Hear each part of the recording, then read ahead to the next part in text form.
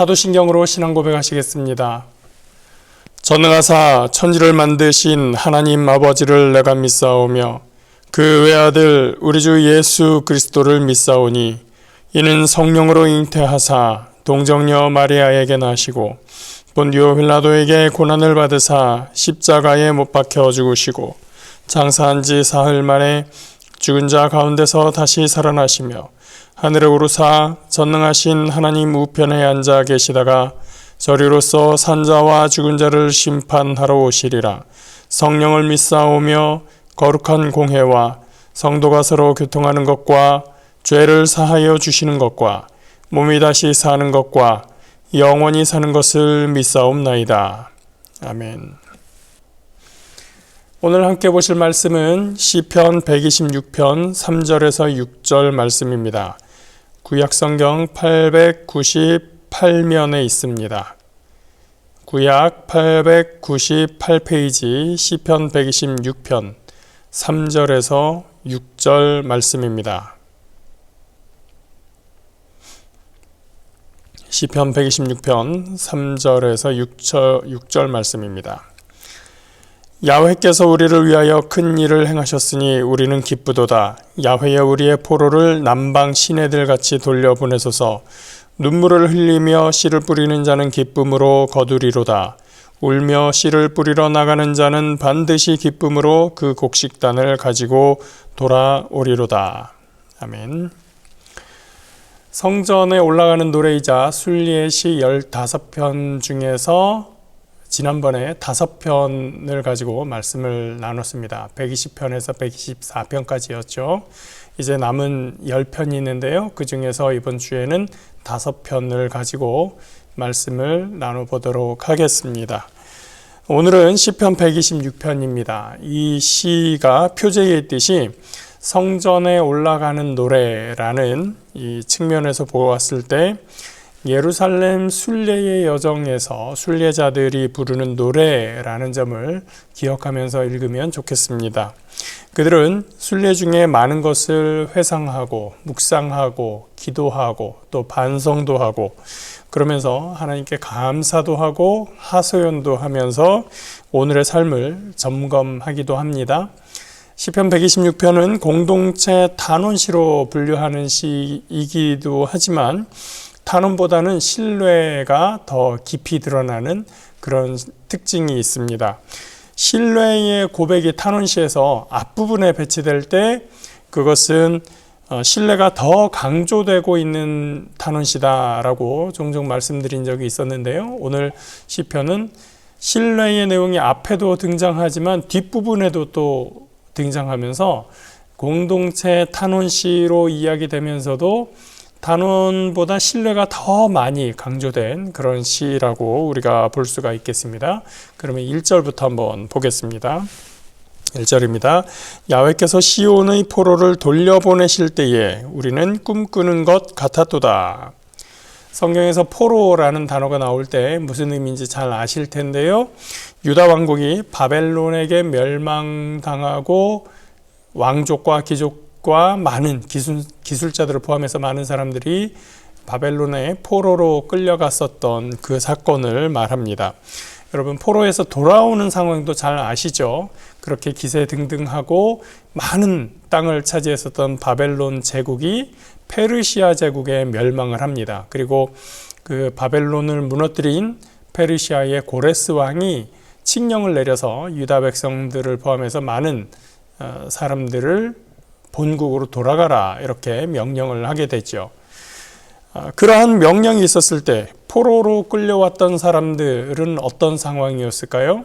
이미 수십 년이 지났습니다. 나이 들었던 분들은 많은 분들이 돌아가셨고 그때의 젊었던 사람들 또 어린아이였던 사람들 또는 그들의 자손들이 이제 자라서 남의 나라에서 수십 년을 살고 있었습니다. 이들이 우리나라에 돌아갈 것이야 라는 생각을 많이 하지 못할 거고 많은 사람들이 포기하고 있는 상황이었을 수도 있습니다. 그런데 새로운 나라의 페르시아라는 나라의 이 왕이 바벨론을 무너뜨리고 우리를 돌아가게 한다라고 했을 때 그 말이 믿어지지 않았을 겁니다. 그래서 그들은 그렇게 말하는 거죠. 우리는 그때에 그 말이 들려왔을 때에 꿈꾸는 것 같았다. 우리가 그 포로에서 끝나고 돌아올 때에 마치 꿈꾸는 것과도 같았다. 그렇게 이야기를 합니다. 2절에 그때에 우리 입에는 웃음이 가득하고 우리 혀에는 찬양이 찼었도다. 그렇죠. 오랫동안 타지에서 살아가면서 때때로 웃음을 아예 안 웃고 그렇게 살지는 않았겠지만 진정한 웃음, 그들 속에서 참 평안, 거기에서 나오는 그런 웃음은 없었겠죠. 근데 그들에게서 웃음이 가득해졌을 것입니다. 그리고 그들의 혀에는 찬양이 찼었도다. 우리 혀에는 찬양이 찼었도다. 찬양을 드리지만 참 마음에서 우러나오는 찬양이 이때 막 흘러나오고 터져나왔던 것입니다. 그래서 백성들에게 이 포로 귀환은 잊을 수 없는 사건이었던 것이죠. 그리고 주변 사람들도, 주변의 다른 나라 사람들도, 다른 민족들도 이 광경을 보면서 와, 너희 하나님이 이런 일을 하셨구나 라고 감탄하며 말하는 겁니다. 야훼께서 그들을 위하여 큰 일을 행하셨다. 그들조차 이 백성의 포로에서의 귀환을 감탄하며 하나님을 높이는 그런 고백인 것이죠. 3절에서 시인은 주변 민족들의, 주변 사람들의 말을 그대로 받아서 고백하고 있습니다. 야훼께서 우리를 위하여 큰 일을 행하셨으니 우리는 기쁘도다. 남들도 알아본 하나님의 일, 남들도 놀라워하는 하나님의 일을 내 입술로 하나님께 고백하고 기쁨의 노래를 부르는 것입니다. 우리도 그런 때가 있죠. 오랫동안 막혀있던 일이 풀릴 때, 끊어졌던 관계가 회복될 때, 생각지 못하던 때에 문제가 해결될 때 우리는 웃음이 터져나오고 찬양이 터져나오게 됩니다. 물론 우리는 내가 좋을 때라서 찬양하고 일이 잘 풀려서만 찬양하는 것은 아니다라고 배우고 또 그 배운 대로 고백을 합니다. 그때 찬양은 우리가 하나님의 일하심을 절대적으로 신뢰하기 때문에 드리는 찬양입니다. 그러다가 예상하지 못한 때에 놀라운 방식으로 하나님의 일을 경험할 때에 우리는 터져나오는 웃음과 기쁨과 찬양을 하나님께 올려드리는 것이죠. 우리를 위해서 큰 일을 행하신 하나님에 대한 기억은 이제 우리의 믿음의 삶에 큰 힘이 되는 것입니다. 자, 시인은 이제 4절에서 다시 기도를 합니다. 야훼여 우리의 포로를 남방 시내들 같이 돌려보내소서. 1절에 돌려보냈다는 말을 했는데 4절에서 다시 돌려보내소서라고 하나님께 기도를 합니다. 포로에서 사람들이 돌아왔지만 상황은 어땠을까요? 성벽은 무너져 있었고 돌아왔지만 경제적인 상황은 녹록지 않았었습니다. 그래서 그들의 삶을 다시 꾸려나가기에는 많은 어려움이 있는 상태죠. 이후에 성벽을 재건하고 성전도 다시 세우고 국가를 재건하기 위해서 열심히 노력하지만 많은 수고가 들었을 것입니다. 많은 힘이 들었죠. 그러면서도 그 유대 나라를 회복하기에는 힘에 부치는 그런 상황이 계속되었습니다. 그때 시인은 남방의 시내를 떠올립니다. 이스라엘 땅의 남방에는 어떤 땅이 있는지 여러분 아십니까? 네게브라고 부르는 사막이 있습니다. 광야라고도 부를 수 있습니다. 완전히 우리가 아는 사하라 사막처럼 그런 사막은 아니고요. 버려진 땅이죠. 광야라고 하는 곳입니다. 이곳은 사막이라고 부르듯이 광야라고 부르듯이 평상시에 비가 내리지 않습니다. 그런데 네게브 사막이 사하라 사막과 조금 다른 것은 1년에 몇 번 비가 내립니다. 그 온 지역에 비가 다 내리는 것이 아니고요. 어느 국지적으로 어느 곳에 큰 비가 1년에 몇 번 내립니다. 한쪽에서 비가 우르르 내리면 어떻게 됩니까? 그 비가 한쪽에 모여서 큰 물을 일어서 마치 홍수 때 비가 흘러내리듯이 막 흘러간다. 지난번에 설명해 드린 적이 있습니다. 이런 지형을 와디라고 부른다고 말씀드렸었는데요. 평상시에는 마른 땅입니다. 그런데 그곳에 비가 내리면 이 지대가 낮기 때문에 일시적으로 강이 형성이 됩니다.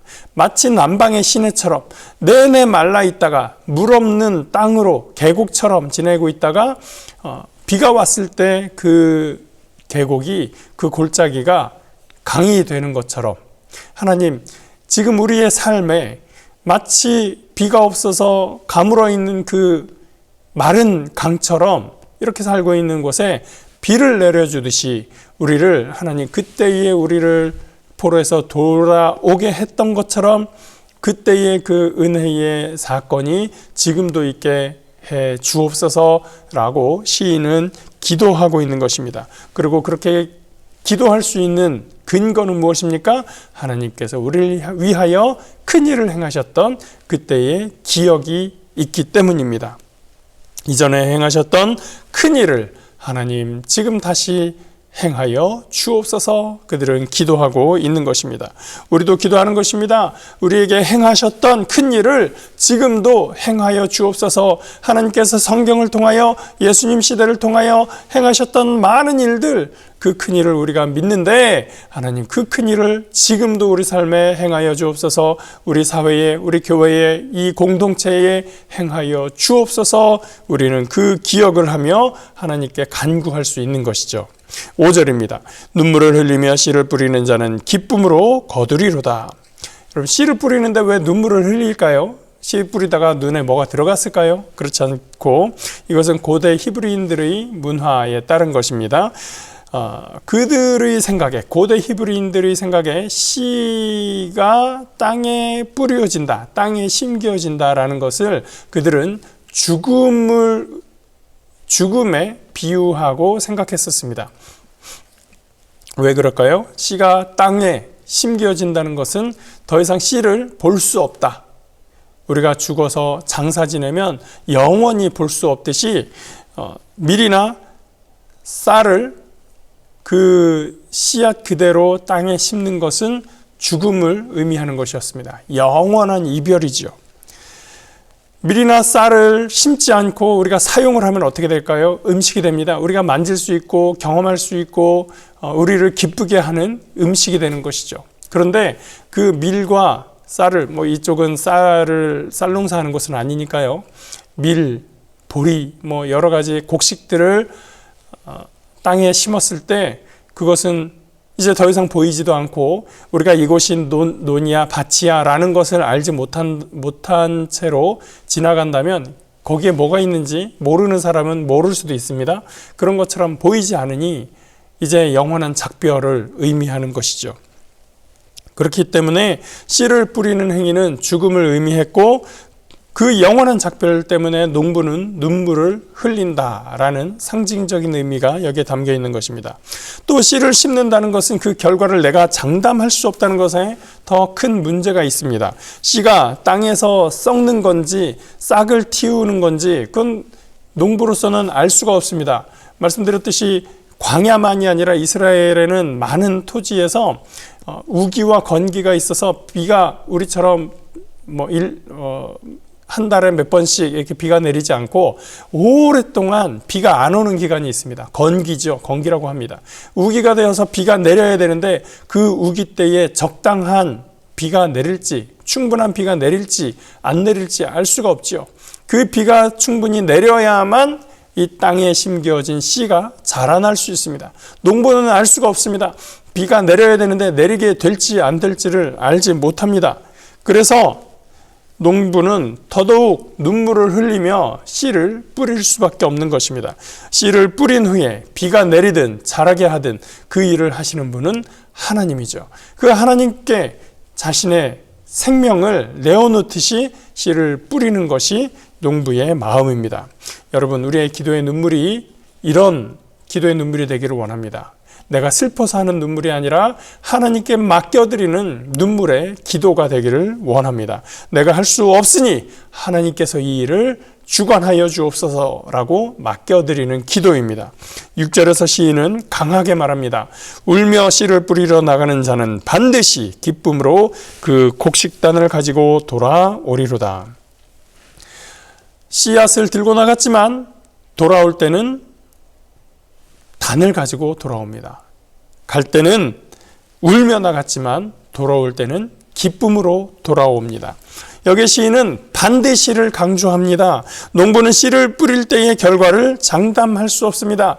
이제 하나님께서 맡으셔야 됩니다. 하나님께서 비를 주시고 하나님께서 햇빛을 주시고 하나님께서 자라게 하시는 것입니다. 바울도 얘기했죠. 나는 뿌리고 아볼로가 물을 줬지만 자라게 하는 분은 하나님이시다. 우리가 하는 일은 씨를 뿌리는 일입니다. 그러나 열매를 자라게 하시는 분은 하나님이십니다. 하나님께서 반드시 이 일을 이루실 것입니다. 시편 126편은 우리에게 세 가지를 보여줍니다. 하나님께서 행하셨던 일, 그 일에 대한 기억입니다. 그리고 오늘 우리는 그 일을 기억하며 하나님께 기도합니다.